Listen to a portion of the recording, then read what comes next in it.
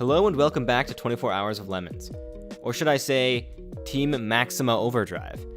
Yep, we finally come up with a more creative name than Overlake Lemons, so don't be alarmed when we rebrand our channel in the next few days. But first, let's talk about the car. Since the race in August, the Maxima has been sitting outside under a tarp. It was a little bit worse for wear when we first looked at it. The steering wheel had grown some nice spots of mold, and various parts of the car, including the roll cage, had started to rust. But the battery wasn't even dead, and it started right up. Just see if we got like any power. Oh! Give it a sec. Woo! Run for a sec. Maxima cold start. Everything cleaned up pretty nicely once we got it inside. In the last few months, we've been putting in some pretty decent work on the Maxima. Being high school students, we naturally don't have a huge budget, so we focused on the areas that would have the biggest impacts on performance with the smallest investment. We started with the exhaust. In addition to a performance boost, we wanted to make the car sound better. We took off the stock exhaust and cut out the muffler and catalytic converter. We're planning to straight pipe it, so it will finally sound more like a race car than a vacuum cleaner.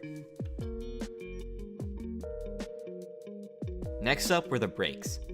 After racing on our current brake setup, we realized we really needed to change something to improve brake life and performance. This is what they sounded like after 8 hours on the track.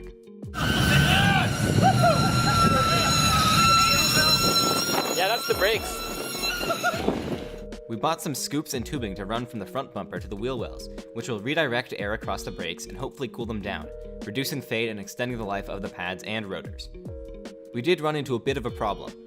There's not a whole lot of room in the engine compartment of a front-wheel drive car to run 2-inch heat-proof tubing. We're not sure if we'll have enough space to run the tubing to the brake rotors without rubbing up against the tires, which would not be a good thing. We adjusted how far the wheels could turn side to side, but we still haven't tested if it'll work. Next up, we bought some fancy new tires and rims. These rims have a large diameter and are wider than the stock ones, so that will help with grip. Plus, they just look so much better. It was a bit of an adventure to find the right lug nuts. The lug nut holes on the wheels are really small and close up against the inside of the rim, so it was really difficult to fit a socket in there to tighten the nuts.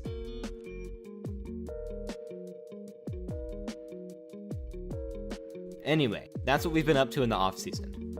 We'll keep you posted with further progress whenever we make any. In terms of actually participating in races, we're planning to do 3-ish in July and 1 or 2 in August, potentially more, so be on the lookout for that. It should be a good time.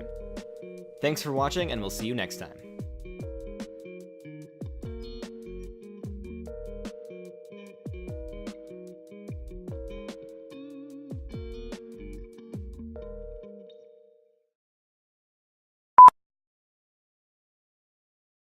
You filming, Sam? Yeah. So you got my awesome singing? Yep. Sweet!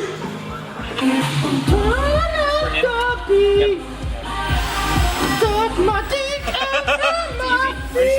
I'm leaving the audio in for this bit. Welcome to youtube.com/jackass.